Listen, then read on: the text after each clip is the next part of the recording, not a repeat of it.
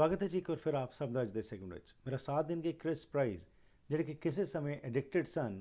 ਇਹ ਡਰੱਗਸ ਖਾਂਦੇ ਸੀ, ਲੇਕਿਨ ਇਹਨਾਂ ਨੇ ਜੁਆਇਨ ਕੀਤਾ ਅਡਲਟ ਅਤੇ ਟੀਨ ਚੈਲੰਜ ਪ੍ਰੋਗਰਾਮ ਜੋ ਹੈ, ਜਿਸ ਦੇ ਫਲਸਰੂਪ ਅੱਜ ਉੱਥੇ ਹੀ ਇਹ ਐਜ਼ ਅ ਸਟਾਫ ਮੈਂਬਰ ਕੰਮ ਕਰ ਰਹੇ ਨੇ।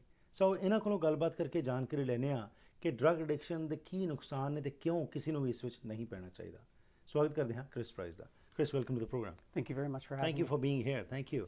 So first of all, a little bit about yourself. How did you get addicted? Well, it started off at quite a young age. Okay. I did not have a Christian upbringing Right. or much of a family. I grew up in the system, so a lot of group homes, foster homes. Mm-hmm. That sort of lifestyle made an easy way for me to experiment with drugs early.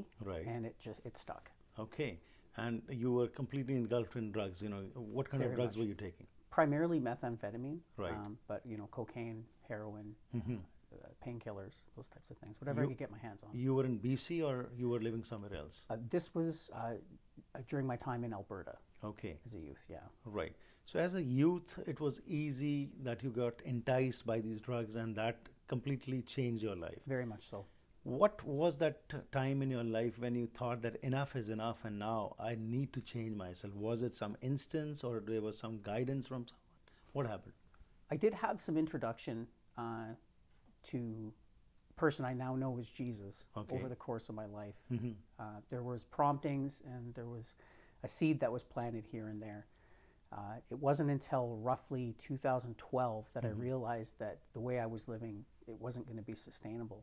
Right. I was dying physically and I was hurting emotionally and spiritually.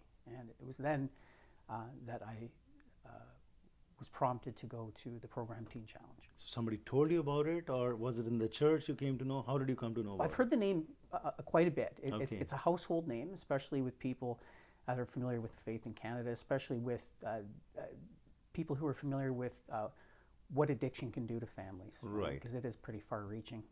So I have heard the name before. It wasn't anything new. What was your condition during this period when you were passing through this phase? You know, tell our views about it, because right now there's a major crisis going on in the Indo-Canadian community also. A lot of our youngsters are going into drugs, violence and gangs.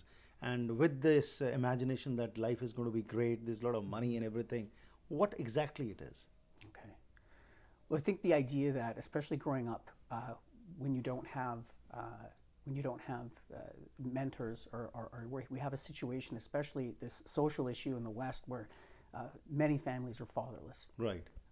We look for that sort of, we look for guidance, we look for acceptance in other ways, and it comes in the form of those who are in gangs are willing to reach out and accept people as their own, and the Right. idea that they will take care of them. And there's a lie, there's a false narrative being spoken over their life that says this is an okay way to live. Right. This is acceptable, and you break these laws, you commit sort of, your moral compass goes askew, but it's okay because in the end, we'll look after you, we're your family. Right. And it's easy to fall into that. It's a trap. Right. So, but in the Indo-Canadian community, that kind of problem is not a major challenge, because the families are mostly homogeneous, they are well knit. But still, a lot of youngsters are going into this field expecting and hoping that there's a lot of money in this and life will be great. What do you have to say about that? What message would you like to give to those youngsters? Well, the idea that the money is great, it is for a time. The Right. season, it is enticing and it does work. Unfortunately, just like everything else, it's not sustainable. It does catch up with you, whether Right. you're on the end of the person who's using it, or in the end of the person who's dealing it. Right. The law always catches up, Right. and that lifestyle, it almost always leads to death and destruction. And I've seen it happen countless times during my life. So when you made up your mind, I'm going to change myself, of course, it was not just that single imagination that you want to change, you changed. You came to this program. There again, when you followed the course, there might have been many moments when you might have said that, no, this is not working for me, or I should quit and the other life was better. Did you pass through that phase? There quite a few times. Okay. The program itself is quite vigorous. Right. It's residential year long. Mine was a little bit longer. Okay. And again, that's I had made it that way. Right. I own, but quite often I found myself. It's easier to quit. Right. Than it is to continue on with something that difficult. I think more often than not, in my life, I've started things and I never finished them. Right. And part of that desire to change, and part of that desire to at least, finish the program was something that I said I wanted to, for once, Do finish it. something that I But started. also peer support and the staff support which was there must have helped you. It was incredible. Right. I had an amazing team of men that were willing to pray with me and walk me through some really hard times in my life. Right. God can use many vehicles to get the end result. And Right. this one he decided to use, which is the Adult and Teen Challenge Society. of Great, BC. great. So now you're a staff member there. Now you are the one who is telling those people who are coming over there, being yourself, passed through this phase of your life where you went to the bottom of your life and now you have come out of it. What, again, towards the end, would be your message to people who are watching this program, who are addicted to any kind of addiction? What would be your message? That's a tough one. More often than not, we have this idea that we want to try and do it on our own. Right. That we have this idea that we can say, I can do it, and if I can just find the strength, I can. Right.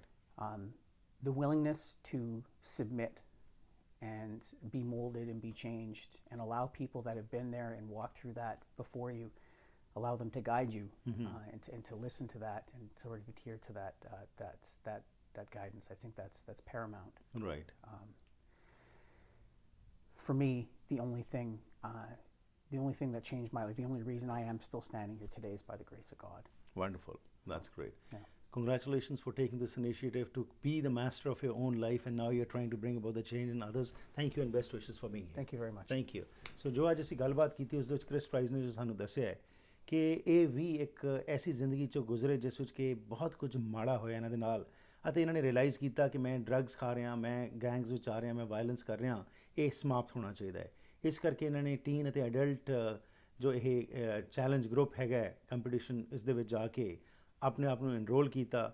ਇਹ ਨਹੀਂ ਹੋਇਆ ਕਿ ਇੱਕਦਮ ਸਭ ਕੁਝ ਠੀਕ ਹੋ ਗਿਆ, ਲੇਕਿਨ ਇਹਨਾਂ ਦੀ ਫੇਥ ਜਿਹੜਾ ਹੈਗਾ ਇਸ ਨੇ ਬਹੁਤ ਇਹਨਾਂ ਦੀ ਮਦਦ ਕੀਤੀ, ਅਤੇ ਉਸ ਦੇ ਫਲਸਰੂਪ ਅੱਜ ਇਹ ਬਿਲਕੁਲ ਡਰੱਗਸ ਤੋਂ ਦੂਰ ਨੇ, ਅਤੇ ਦੂਸਰਿਆਂ ਨੂੰ ਵੀ ਇਹ ਕਹਿ ਰਹੇ ਨੇ, ਅਤੇ ਖਾਸ ਤੌਰ 'ਤੇ ਅੱਜ ਇਹ ਬੱਚਿਆਂ ਨੂੰ ਕਹਿਣਾ ਚਾਹੁੰਦੇ ਨੇ ਜੋ ਉਹਨਾਂ ਨੇ ਕਿਹਾ ਕਿ ਡਰੱਗਸ ਤੋਂ ਦੂਰ ਰਹੋ, ਕਿਉਂਕਿ ਇਹ ਬਰਬਾਦੀ ਦਾ ਕਾਰਨ ਬਣਦੇ ਨੇ, ਇਸ ਨਾਲ ਕੋਈ ਫਾਇਦਾ ਨਹੀਂ ਹੁੰਦਾ। ਹਾਂ, ਦੱਸਿਆ ਜਾਂਦਾ ਹੈ ਕਿ ਚੰਗੀ ਜ਼ਿੰਦਗੀ ਬਣੇਗੀ, ਲੇਕਿਨ ਇਸ ਦਾ ਨੁਕਸਾਨ ਹੀ ਹੈ।